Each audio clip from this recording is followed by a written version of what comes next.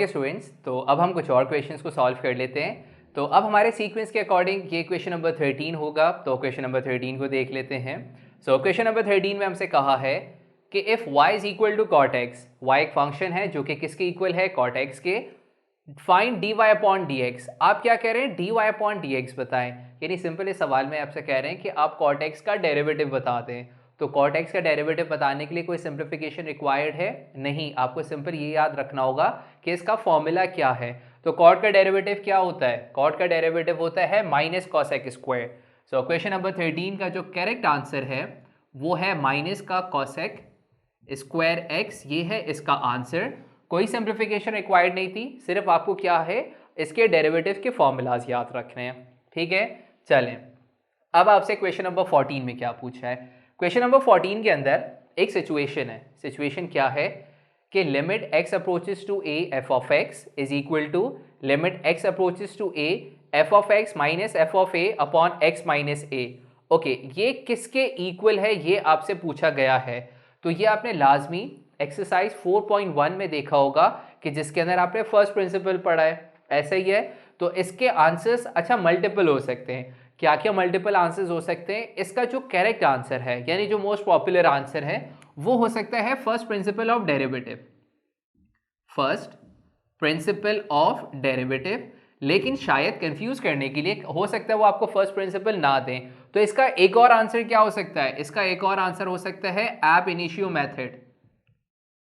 एब initio method ये एक और नाम होता है फर्स्ट प्रिंसिपल ऑफ डेरिवेटिव का। और हम फर्स्ट प्रिंसिपल ऑफ डेरिवेटिव की मदद से क्या फाइंड करते हैं, किसी भी फंक्शन का डेरिवेटिव। तो इसका एक और आंसर क्या हो सकता है, इसका एक और आंसर हो सकता है F dash of x.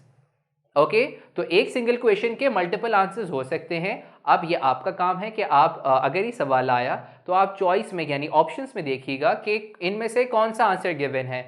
For sure simultaneously तो तीनों आंसर्स गिवन नहीं होंगे, इन तीनों में से कोई एक आंसर होगा जिसमें सबसे ज्यादा पॉपुलर आंसर है फर्स्ट प्रिंसिपल ऑफ डेरिवेटिव। अगर नहीं गिवन इन केस तो या तो एब इनिशियो दिया हुआ होगा या F dash of x. Okay, चलें, तो ये हो गया हमारे पास क्वेश्चन नंबर 14। अब हम बात कर लेते हैं क्वेश्चन नंबर 15 की। क्वेश्चन नंबर 15 के अंदर आपको डेरिवेटिव फाइंड करना है sign square x plus cos square x का।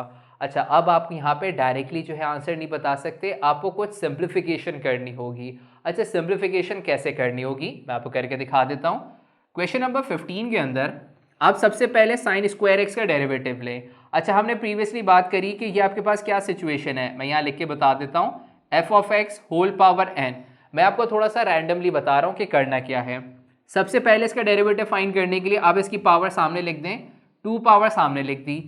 फंक्शन की पावर में से 1 माइनस करें तो ये सिंपल क्या बनेगा, साइन एक्स। और उसके बाद आप क्या करें, इस फंक्शन का डेरिवेटिव लें यानी साइन का डेरिवेटिव। तो साइन का डेरिवेटिव होता है कॉस, इसका मतलब साइन स्क्वायर एक्स का derivative 2 sine x cos x. Similarly बीच में प्लस साइन है, कॉस स्क्वायर एक्स के लिए भी आपके पास यही सिचुएशन बन रही है। सबसे पहले आपने क्या करना है, इसकी 2 पावर सामने लिखनी है, फिर फंक्शन की पावर में से 1 माइनस करना है। तो 2 में से 1 माइनस करेंगे 1 बचेगा, और फिर कॉस का डेरिवेटिव लेना है। तो कॉस का डेरिवेटिव क्या होता है, माइनस साइन एक्स। सही। अच्छा, अब दिख रहा है कि आप इसको थोड़ा सा सिंप्लीफाई कर सकते हैं। तो ये हो जाएगा 2 साइन एक्स कॉस एक्स, और इधर में क्या हो जाएगा, प्लस माइनस माइनस, और इधर भी हम मल्टीप्लाई करके 2 साइन एक्स कॉस एक्स लिख सकते हैं। अब आप इसको कैंसिल कर लें, ये कैंसिल होके आपके पास क्या बचेगा, 0। तो 0 is the correct answer for question number 15। और इस वाले सवाल को आपने थोड़ा सा सिंप्लीफाई करना होगा। चलें, अच्छा अब हम बात कर लेते हैं क्वेश्चन नंबर 16 की।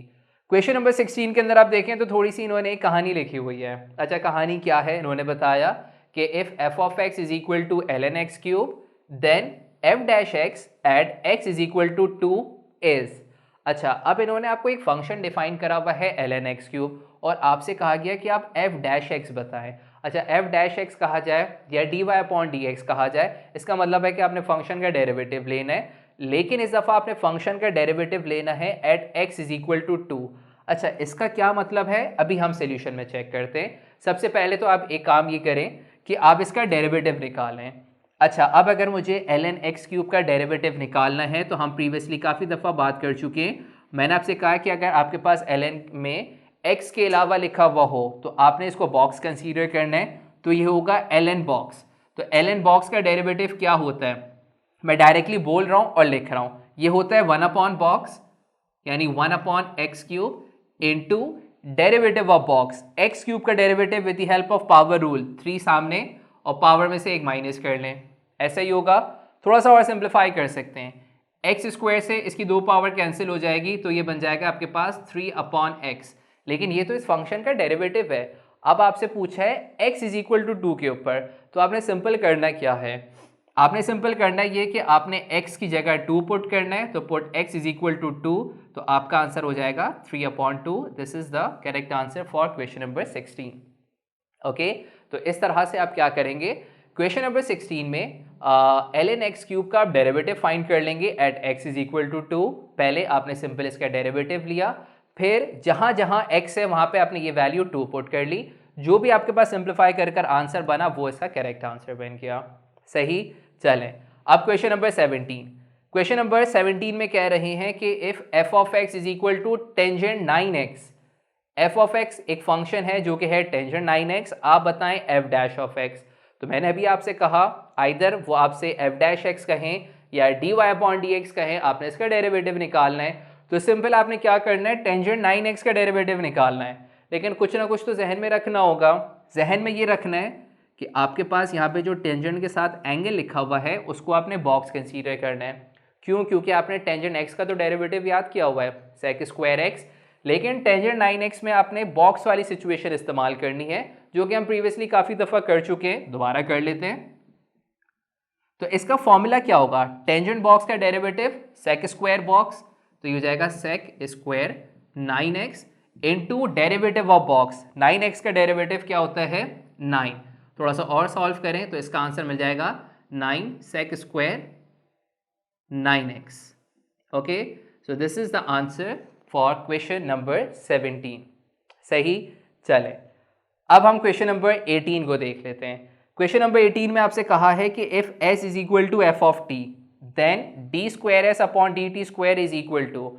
अच्छा, इसमें क्या कहा जा रहा है, इसमें ये s और ये t क्या रिप्रेजेंट कर रहा है, s और t रिप्रेजेंट कर रहा है, t रिप्रेजेंट कर रहा है आपके पास टाइम और s रिप्रेजेंट कर रहा है आपके पास डिस्टेंस।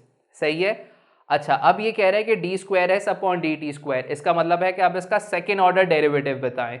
तो आपने इस तरह से बताना है कि एस एक एस यानी डिस्टेंस टाइम के ऊपर डिपेंड कर रहा है, 2 दफ़ा डेरिवेटिव लेने पे ये एक्सेलरेशन बनता है।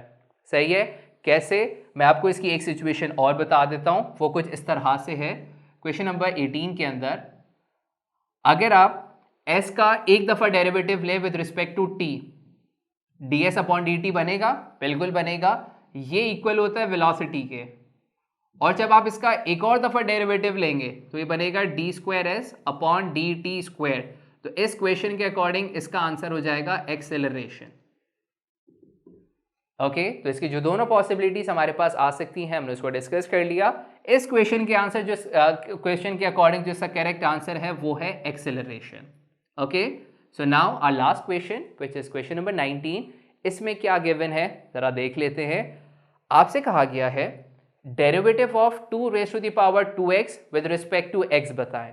अच्छा, अब अगर आपने इसका फॉर्मूला बताना है, यानी सॉरी इसका डेरिवेटिव बताना है, तो आपको इसका फॉर्मूला पता होना चाहिए, बिल्कुल पता होना चाहिए।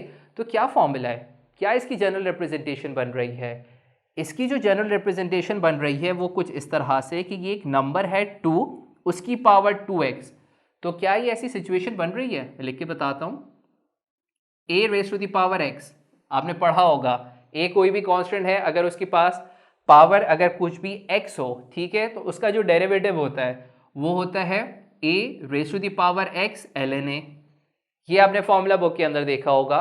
लेकिन यहाँ पे सिचुएशन है क्या कि यहाँ पे जो एंगल है, सॉरी जो पावर है वो सिंपल x नहीं है, वो 2x लिखा हुआ है। इसका मतलब मुझे इसे बॉक्स कंसीडर करना होगा, इसे हमें लाजमी बॉक्स कंसीडर करना होगा।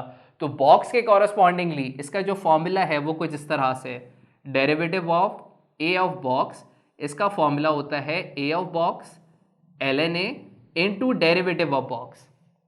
सही है, ये आपके पास फॉर्मूला है। अब इस के अकॉर्डिंग आप यहाँ पे वैल्यूज पुट करें। a ऑफ बॉक्स का मतलब क्या बनेगा, ए ऑफ बॉक्स का मतलब है 2 की पावर 2x। ln a का क्या मतलब है, ये जो आपके पास 2 है ये a है, ठीक है, इसके हिसाब से तो ये हो जाएगा ln 2 into derivative of box. तो बॉक्स क्या है 2x, 2x का derivative with respect to x कितना होता है 2। सही, दोबारा बता रहा हूँ, a की पावर बॉक्स यानी a raise to the power box तो ये बना 2 raise to the power 2x।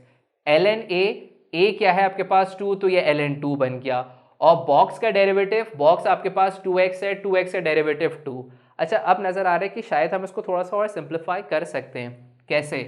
हम ये देख रहे हैं कि इन दोनों की बेसिस सेम है 2 और 2, क्या इनकी पावर्स ऐड हो सकती हैं? मल्टीप्लाई हो रहा है तो पावर्स भी ऐड हो सकती हैं। अब अगर आप इन दोनों की पावर्स को ऐड करें तो इसकी पावर है 2x, इसकी पावर है 1, तो ये बनेगा 2 raise to the power 2x and this is ln 2। तो ये हो जाएगा क्वेश्चन नंबर 19 का करेक्ट आंसर। ओके, सो इस तरीके से हमने पास्ट पेपर्स के क्वेश्चन सॉल्व कर लिए हैं from the past 10 to 12 years, और होपफुली आपको ये क्वेश्चन समझ में आ रहे होंगे। तो मिलते हैं अपने नेक्स्ट लेक्चर में चैप्टर नंबर 5 के साथ। टिल देन, अल्लाह हाफिज़।